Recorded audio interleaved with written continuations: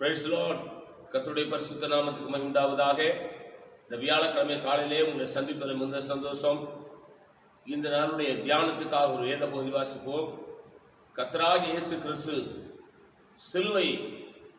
அவர் சிலுவையில் தொங்கிக் கொண்டிருந்த பொழுது அவர் இரண்டாவது வார்த்தை சிலுவையிலே முழங்கின இரண்டாம் வார்த்தையை நாம் படிக்கப் போகிறோம். லூக்காவின் சுவிசேஷம் 23ஆம் அதிகாரம் 43ஆம் வசனம். இயேசு அவனை நோக்கி, இன்றைக்கே என்னுடனே கூட பரதேசில் இருப்பாய் என்று மெய்யாகவே உனக்கு சொல்லுகிறேன் என்றார். கர்த்தராகிய இயேசு கிறிஸ்து சிலுவையில் அடிக்கப்பட்ட பொழுது 2 கள்ளர்கள், வலது பக்கமும் இடது பக்கம் 2 கள்ளர் சிலுவையில் அடிக்கப்படுகிறார்கள். அப்படி அடிக்கப்பட்ட பொழுது அன்றையும் சிலுவையில் அறையப்பட்ட இருந்த குற்றவாளியில் ஒருவன், நீ கிறிஸ்துவானால் உன்னையும் எங்களையும் ரட்சித்துக்கொள் என்று அவர் இகழ்ந்தார். மற்றொருவன் அவனை நோக்கி, நீ இந்த ஆக்கினைக்குட்பட்டிருந்தும் தேவனுக்கு பயப்படுகிறது இல்லையா? நாமோ நியாயப்படி தண்டிக்கப்படுகிறோம், நாம் நடப்பித்தவைகளுக்கு தக்க பலனை அடைகிறோம், இவரோ தகாத ஒன்றையும் நடப்பிக்கவில்லையே என்று அவனை கடிந்து கொண்டு இயேசுவை நோக்கி, ஆண்டவரே, உம்முடைய ராஜ்யத்தில் வரும்போது அடியன் நினைத்தருளும் என்றான். ஒரு கள்ளன் இயேசுவை இகழ்கிறான்.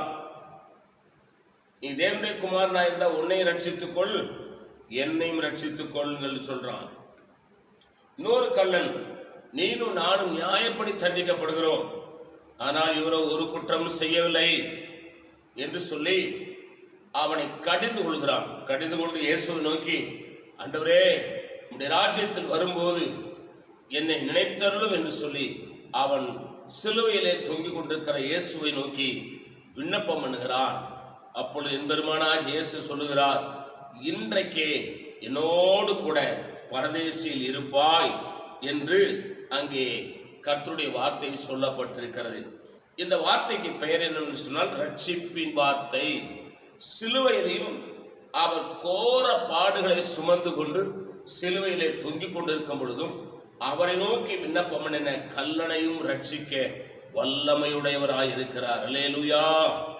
எந்த சூழ்நிலையிலே நாம் காணப்பட்டாலும் சிலுவையை நோக்கி பார்த்து, சிலுவை அல்ல, சிலுவையிலே அறையப்பட்ட இயேசுவை நோக்கி பார்த்து, இயேசுவே, எனக்காக நீ மரித்து என்று சொல்லி கண்ணீரோடு ஜெபித்து, ஆண்டவரே, என்னுடைய குற்றங்களை மன்னியும், என் குறைகளை மன்னியும் என்று சொல்லும் பொழுது மன்னிக்க போதுமானவராய் இருக்கிறார். அல்லேலூயா.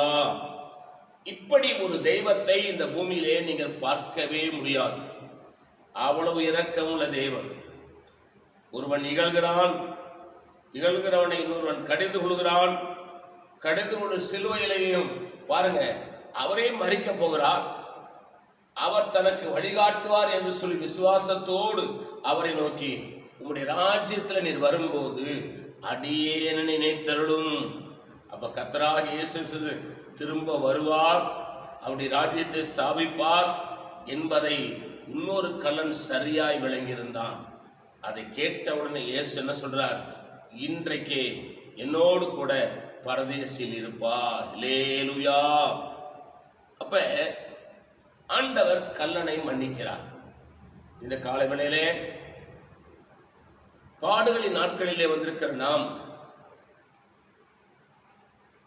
நம்மிடத்திலே வந்து, நான் செய்த தவறை மன்னித்து விடுங்கள், நான் செய்த குற்றங்களை மன்னித்து விடுங்கள், நான் இந்த தவறு செய்ய மாட்டேன் என்று சொல்லி நம்மிடத்திலே மனிதர்கள் ஓடி வரும்போது அவருடைய குற்றங்களையும் குறைகளையும் நாம் மன்னித்துத்தான் ஆக வேண்டும். கர்த்தர் உங்களை ஆசீர்வதிப்பாராக. ஒருவரை மன்னித்து கிறிஸ்துவின் பிரமாணத்தை நாம் நிறைவேற்றுவோம். நான் உங்களுக்காக ஜெபிக்கிறேன். பரிசுத்த பிதாவே, கர்த்தராகிய இயேசு கிறிஸ்து நாமத்தில் ஜெபிக்கிறோம். எங்களோடு பேசின நல்ல வார்த்தைகளுக்காக ஸ்தோத்திரம். ஆண்டவரே, கல்லனுக்கு ஒரு பெரிய ரட்சிப்பை தந்தீரே, அதற்கு கோடி ஸ்தோத்திரம். எங்களையும் ரட்சிக்க நீர் போதுமானவராயிருக்கிறீர். எங்கள் இந்தியா தேசத்திலே நம்மை நோக்கி பார்க்கிற எல்லாரும் பாவத்திலிருந்து, சாபத்திலிருந்து, உலகத்திலிருந்து, சடங்காச்சாரங்களிலிருந்து, ஆண்டவரே, பல விதமான தவறான வழிபாடுகளிலிருந்து அவளை மீட்டு ரட்சிக்க நீர் ஒருவரே போதுமானவராக இருக்கிறபடியால் ஸ்தோத்திரம். இதை கேட்டுக்கொண்டிருக்கிற ஒவ்வொருவரையும் இதில் ஆண்டவராகிய கர்த்தருடைய கரம் தொடுவதாக, உடைய ரட்சிப்பீராக. எல்லாருடைய குற்றங்களும் குறைகளும் மன்னிக்கப்பட்டு, கர்த்தாவே கல்லணை இன்றைக்கே என்னோடு கூட பரிசீலிப்பாய் சொன்னீங்களே, அதனுடைய இன்னைக்கு அநேகரை இந்த வார்த்தையின் மூலமாக ரட்சித்துக் கொள்ளும்.